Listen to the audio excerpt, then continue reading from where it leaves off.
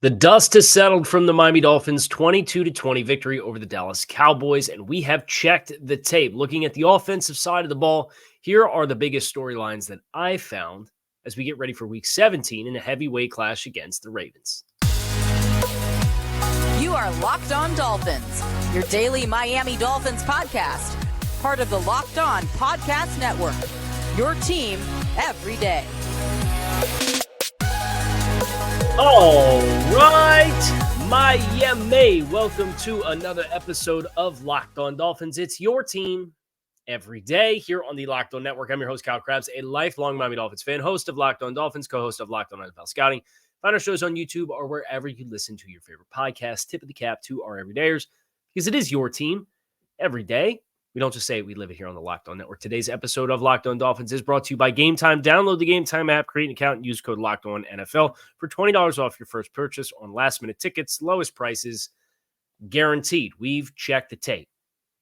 We, of course, need to let the dust settle on the Jalen Waddle injury. That's a big storyline for the Dolphins right now. Mike McDaniel said on Monday that appears to be a little bit more of a high ankle.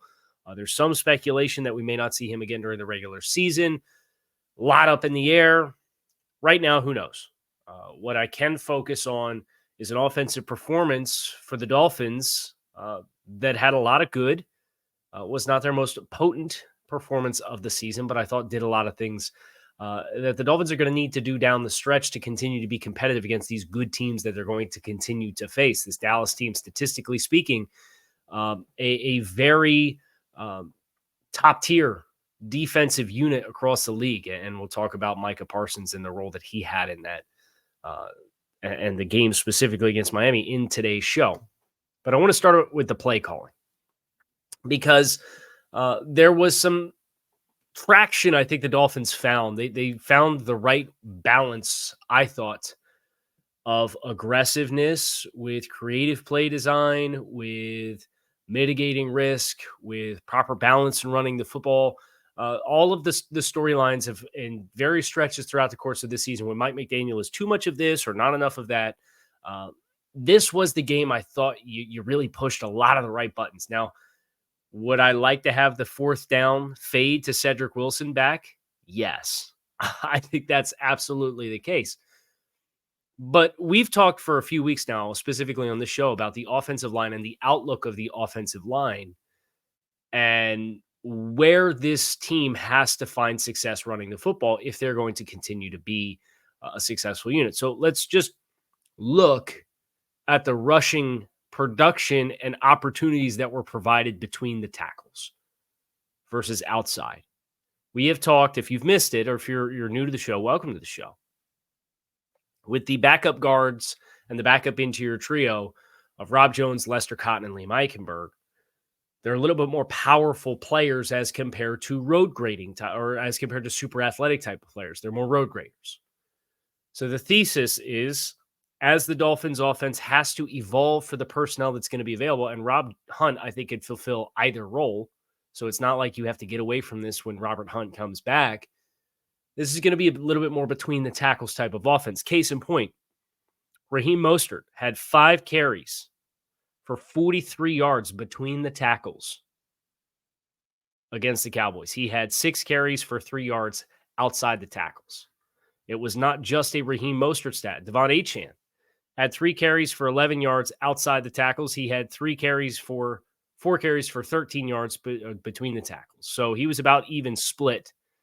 But his biggest chunk was off the right-hand side between the tackles. He had 13 yards in the right side A-gap and B-gap as a ball carrier, with Raheem Mostert having to rotate in and out.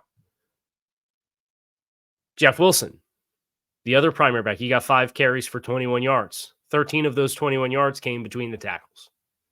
So, and the big run that he had, the 8 yards that he had outside, was on the final possession on an outside run, which there may or may not have been a holding on linebacker Damone Clark by one of said interior offensive linemen. But last I checked, they didn't throw the flag, so you have to give back. But the Dolphins getting 13, 26. I'm not a math guy, but I know 26 plus an additional 43 You're talking almost 70 yards of offense. A very nice number. Between the tackles rushing the football. You got push, you got surge. There's one play in particular, the Dolphins in the low red zone, where Rob Jones climbs up onto Damon Clark and takes him for like a full figure 8 and blocks him completely out of the play and finishes him into the ground. When the Dolphins needed to finish a drive and possess the football in the final 2 minutes, they run one back power. Same side, one back power, where they block down on the right side and they pull Lester Cotton and he kicks the end man on the line of scrimmage, and Durham Smythe cuts through there and gets up onto the linebacker, and Jeff Wilson gets hard yards to convert. The opening play of the second half, the drive starter for Miami, run between the tackles, downhill runs. And it's not just turn around and hand the ball off and let them run between the tackles. There's toss action that bends back, the wind back toss. You saw that in this game. You saw trap, where they're leaving a defensive tackle unblocked, and your tight end is split action across the formation and kicking the defensive tackle, and it's successful. So you saw power, counter, trap, wind back toss, in addition to one back power. And some of Miami's traditional crack toss where they're trying to get out on the edge. Crack toss was not particularly effective in this game, and I thought one of the reasons why was, again, you're giving really ambitious assignments to the skill players on the edge. And this was not a group, whether it was a linebacker type that was walked up on a 3-man side, and you're asking the outside most receiver to get down and crack on a player who's pressed up on a player inside of him, lined up in press against the 2 strong eligible receiver. That's a lot of distance to cover if you're not in a bunch set, and the Dolphins weren't in a bunch set in that scenario.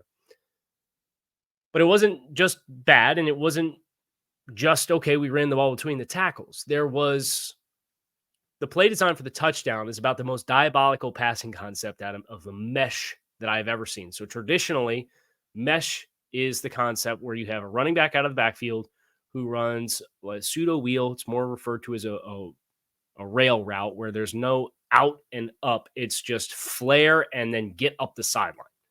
And that traditionally in mesh is your first read. If whoever the hook player is or flat player is doesn't expand and get width, you just put the ball out there, give the ball to your running back in space, let him create after the catch.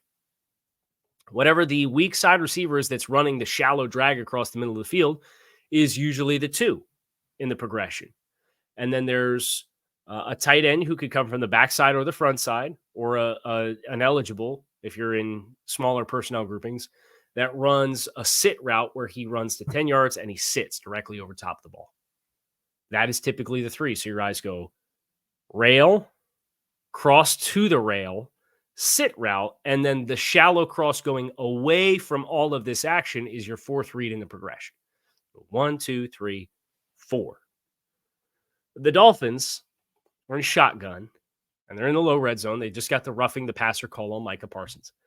And Raheem Mostert is aligned to Tua Tagovailoa's left.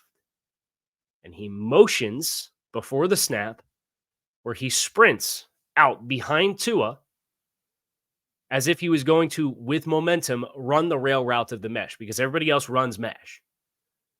And as the ball is snapped, Raheem Mostert, in his horizontal sprint to the sideline, stops, and instead of proceeding to go out to the perimeter and run up the sideline, runs effectively a counter action, pivots back the way that he came, and exits out the weak side A gap and leaks out into the flat.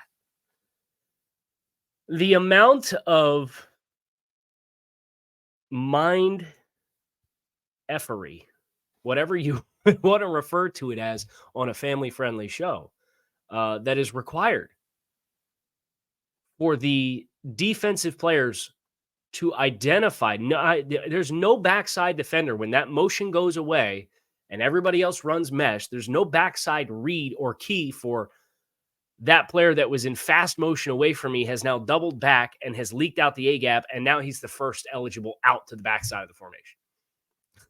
It's the latest example of how this offense places defensive players in an absolute bind and a nightmare and a heck of a play call.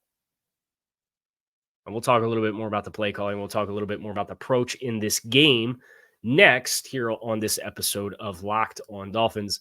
So stick with us.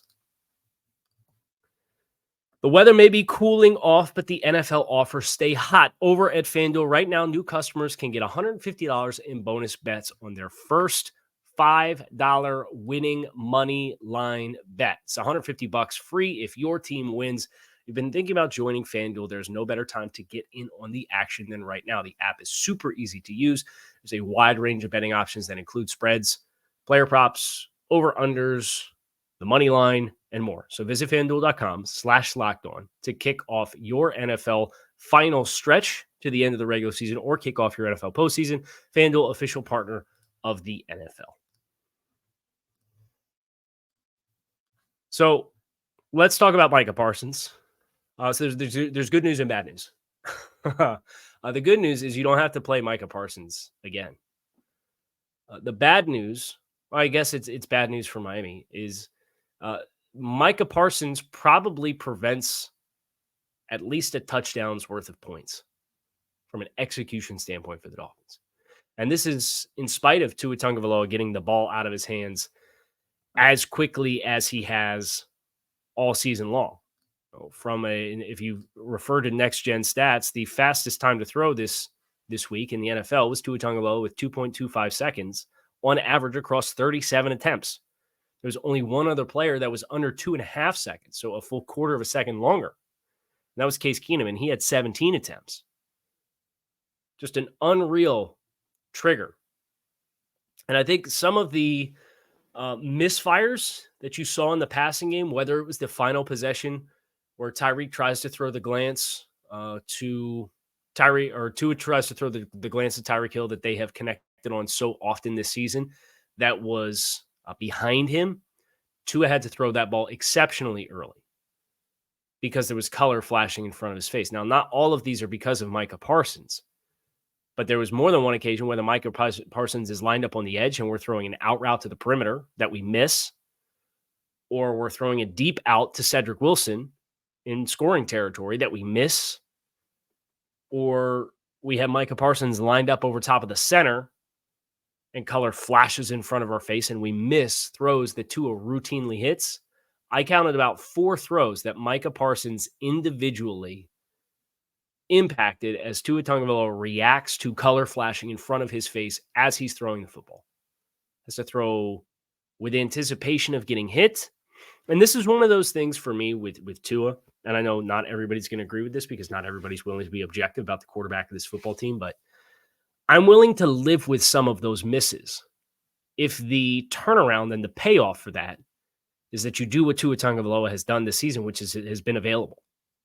Well, if you're going to protect yourself, and it is your responsibility as the quarterback to a certain degree to protect yourself as the passer and understand protections and understand where you're liable and understand where your mismatches are and understand when you've lost downs.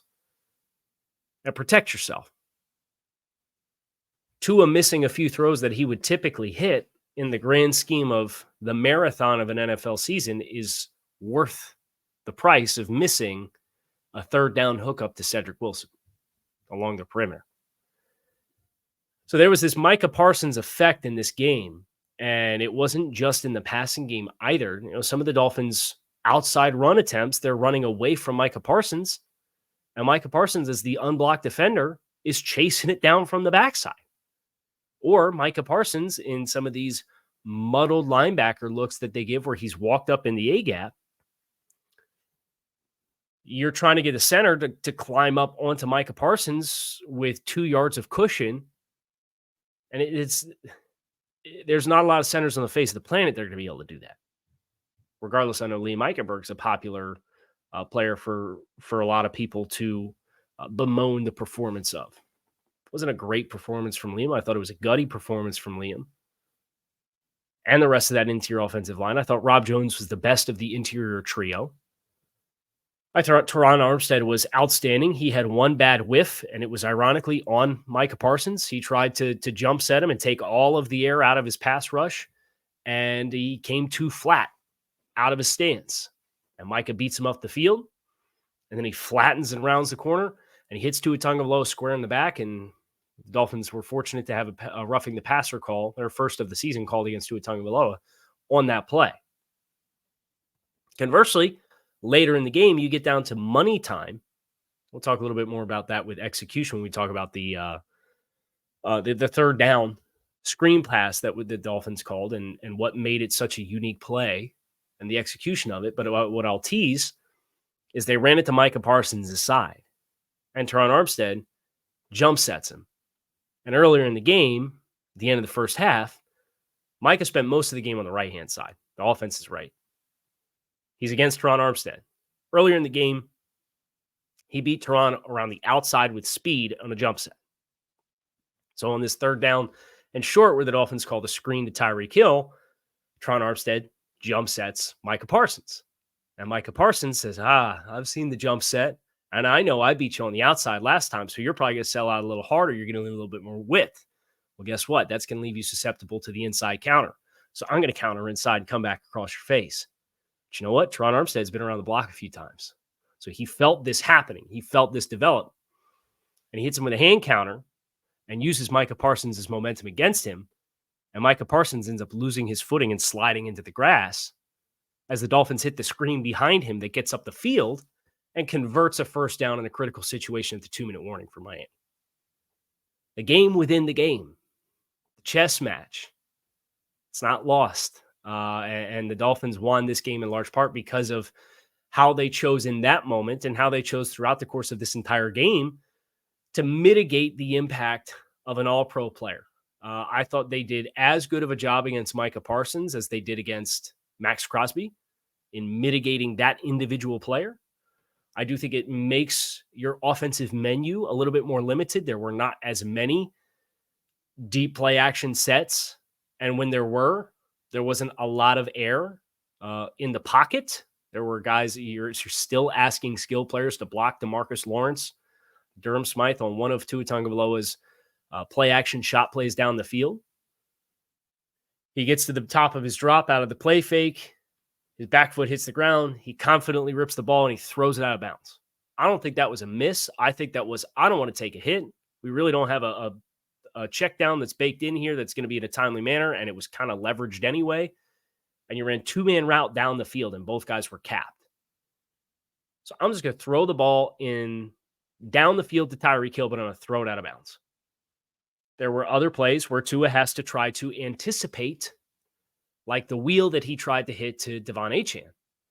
That Achane doesn't identify quickly while the ball is in the air, which is a bummer because it was a perfectly thrown ball for Achane in man coverage to make an adjustment. So you had timing throws, once Jalen Waddle leaves this game, Cedric Wilson's running some of these routes, and perhaps the timing of the route and the accuracy of the throw is impacted by a different receiver running the route than who was supposed to be that you practiced all week.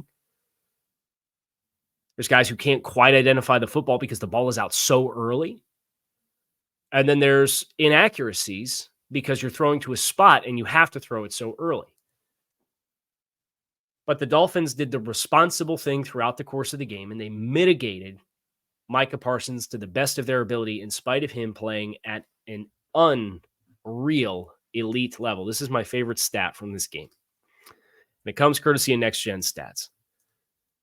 The NFL average across the league for a pass rusher and their separation away from the quarterback is about 4.5 yards. So when the quarterback throws the ball from the pocket, the average NFL pass rusher is about 4.5 yards away from him. The Dallas Cowboys in this game had DeMarcus Lawrence averaged about 5 yards of separation from the quarterback across Tua Tagovailoa, threw the ball 37 times. Dorrance Armstrong, nice kind of inside-outside versatile defensive lineman, pass rush specialist type, 4.7 yards of separation, so above NFL average. Osa Odigizua was their second most prominent pass rusher, and he was 4.44 yards away from the quarterback. So the Dolphins throwing with a lot of speed, a lot of quickness, a lot of anticipation, A lot of quick hitting routes, not to the same degree in which they hit the Jets. I think they'd like some of their other one-on-one matchups a little bit more in this game. Micah Parsons, 3.17 yards away from the quarterback on average across 37 attempts. Now, he didn't rush the passer on all of those. He spent some time dropping into coverage, and the Dolphins found him when he did. But nevertheless, almost 1/3 closer than league average, 66% or 33% closer than league average across an entire body of work for an entire game. 3 yards. Andrew Van Ginkel, by the way, was the most high-pressure Dolphins pass rusher, and he averaged an extra half yard further away from Dak Prescott on Dak Prescott's attempts across the entire game than Micah Parsons was. And Dak Prescott did not hold the ball on average of 2.25 seconds in this Week 16 matchup. Dak Prescott actually held the ball on average. Scroll and find him towards the bottom. 2.95 seconds. So Dak held the ball on average in Week 16 against the Dolphins defense across 32 attempts, 0.7 of a second longer per attempt than Tua Tagovailoa did. 7/10, almost 3/4 of a second longer. And I know Next Gen Stats came out and said that Dallas Cowboys pressured the quarterback on the lowest percentage of pass attempts this season, and Dak Prescott was pressured on the highest percentage of passing attempts this season by the Miami Dolphins defense. And a lot of that is how the Dolphins chose to cater their passing attack and mitigate Micah Parsons. And even then, they didn't really mitigate him when it was all said and done. He just didn't make the splash plays that end up finishing in the box score. Really good effort from this group. We'll talk a little bit more about execution. We'll get into that game-winning play, or such a critical call in the game, and what Dallas did and how the Dolphins were able to beat it, up next here on this episode of Locked On Dolphins. So stick with us. If you are headed to M&T Bank Stadium, which is where the Ravens play, or if you want to get down to Miami Buffalo, but you don't have tickets, I got good news for you. Gametime is here. They have you covered. Gametime is the ticketing app that takes all of the stress out of buying tickets. They give you complete peace of mind when you buy your seats because they give you the view from your seat before you purchase. And they're all in prices, show you all of the costs involved with buying your tickets. So when you put them in your shopping cart, you aren't stunned by an extra 3 figures in dollars in fees when you go to check out. Gametime allows you to buy tickets in just a few seconds and a few taps from your phone, and their tickets are delivered directly to your phone. They're obsessed with finding you ways to save money on tickets. With zone deals, you can pick the section, and Gametime picks the seats for an average of 18% additional savings. And the Gametime guarantee means you will always get the best price. If you find tickets in the same section and row for less, Gametime will credit you 110% of the difference. Take the guesswork out of buying tickets with Gametime. Download the Gametime app, create an account, and use code LOCKEDONNFL for $20 off your first purchase. Terms do apply. Again, create an account and redeem code LOCKEDONNFL for $20 off. Download Gametime today. Last minute tickets, lowest prices guaranteed. Dolphins' most critical call of the game at the 2-minute warning. The Dolphins catch the Dallas Cowboys, and Dan Quinn, I will say this, Dan Quinn quite frequently ran cover 3 on 1st and 10. And if he caught you in longer down and distance situations, he would run Tampa 2. And you know, Tampa 2 is kind of the bastardized cousin of cover 3 because they, at the end of the day, finish with 3 deep defenders, right? It's just one of those as a middle linebacker. When you consider Dallas has put themselves in a position, thanks to the personnel that they have at their disposal, they have safeties at times playing linebacker. That guy is just it's inverted cover 3 where the center field player, instead of starting high and playing in the post, starts on the second level and runs the pole and gets depth. And you're still playing 2/3 of the field outside with deep safeties versus deep corners. And it allows you to present kind of a different shell to the defense. But throughout the course of this game, you caught a lot of cover 3 on 1st and 10, and the Dolphins were prepared for it. That's where they ran a lot of their glances, a lot of those hits to Tyreek Hill that are in stride. Those were on 1st and 10 where they caught cover 3. And then you're catching Tampa 2. And Tampa 2, one of the weak spaces in Tampa 2 is if you're able to catch away from whatever side that middle of the field Mike linebacker pole runner turns his back. If he turns his back and I open to the field, the boundaries where you have an opportunity to hit throws that hit behind the hook curl defenders. But that pole runner now has to flip his hips 180 degrees and work back to the other side. They had answers. They had quick hitting throws. Dolphins running all slants at times and just allowing it to play out. But they caught man on the final possession. It was 3rd and 3 from the 33-yard line at the 2-minute warning. And the Dallas Cowboys have all 3 timeouts. And the Dolphins run, everybody calls it something different. It's like a zipper motion, right? Where Tyreek Hill is lined up closely bunched next to Braxton Berrios, and he motions across the formation behind the center to the offensive tackle and then sprints back the way he came. So it's like a return motion. It's up and down like a zipper, right? It stays on the track. The Cowboys gave him true double 10 Tyreek Hill coverage. You see when he's lined up at first, there's a defender that is pressed in his face. The Cowboys are presenting another player stacked directly behind him that kind of gives you, okay, are they in too high? When Tyreek Hill runs the motion, it's the post-snap confirmation, and it's not just the post-snap confirmation, but it's a dead giveaway to what they're running. The press player and the player leveraged directly behind him, 12 yards off the ball, both dead sprint, run with Tyreek Hill. Tyreek Hill gets to the opposing offense, the opposite offensive tackle, sticks his foot back in the ground, and sprints back the way that he came for the snap. And both of those guys, they kind of lose their footing. They're scrambling. They're now trailing him. They're in recovery before the ball is even snapped. But that motion prevents you from getting a player up on the line of scrimmage to interrupt Tyreek Hill's ability to get set up to throw the perimeter screen. And it is the dead giveaway that we're in man coverage. But because of the motion, this is how the Dolphins utilize their offense. It's a good embodiment of why there's value in it. It gives you a coverage tell and not an extreme coverage tell. Both guys are literally chasing Tyreek Hill from sideline to sideline before the snap. There's no secrets on what they've called. And once you get a confirmation that it's man, you know the screen is good to go, because your worry with zone is if guys are not eyeing a player and they're eyeing the quarterback and they see the play develop, they could stick their foot in the ground and go and get it. You don't have the opportunity to go and get it. And Braxton Berrios is able to throw a critical block.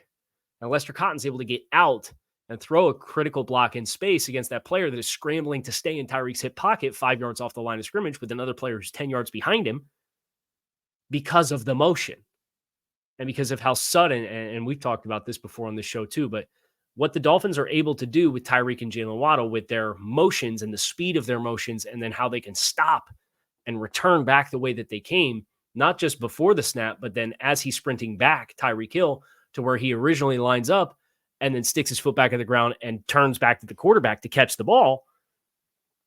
That's rare. There's not a lot of guys that can do that with the level of intensity and value and physical strain and explosiveness that these guys can. It was perfectly set up.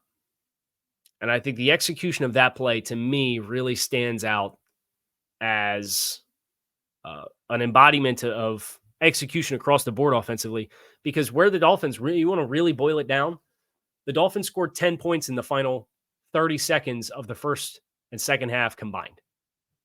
They scored a touchdown with 21 seconds left in the first half when they took over down by a point with 2 minutes and 23 seconds left on their own 29-yard line. 2-minute offense, down the field, score a touchdown. Leave no time on the clock left for Dallas because Dak Prescott kneeled it out. Dallas takes over their possession with 12 seconds left in the first half. Okay, game over. Or not game over, half over. And then they take over again with 3:27 left, and they possess the ball all the way down. You want to talk about winning football offensively? The Dolphins finished both games or both halves with the ball and scored both times and took the lead both times and had situational football elements involved in both. Execution was winning football for Miami. And sure enough, I think it was somebody on Fox something not impressed by the Dolphins win because they kicked 5 field goals. Don't watch the game. Watch the game. Understand what happened. Don't just read the box score and say, oh, they can't score touchdowns. Because if Miami needed a touchdown at the end of the game, guess what? They probably could have got one because of how that drive was executed. They got down to the 9-yard line with 58 seconds left, and they took 2 kneels to run out the clock and kick the field goal. So miss me with the 5th field goal. I don't. Just watch the game. If you watch the game, you watch this Dolphins offense, you understand 370-something yards offense, 22 points, not the highest figure on either statistical category, but against the defense that they had, it was the proper balance and proper tone and proper execution. And that's the win. We'll talk about the defensive side of the ball a little later here today on Locked On Dolphins. I appreciate you guys checking out the show. I'm Kyle Krabs. Keep it locked in right here on Locked On Dolphins. It is your team every day. Fins up. I'll talk to you all again soon.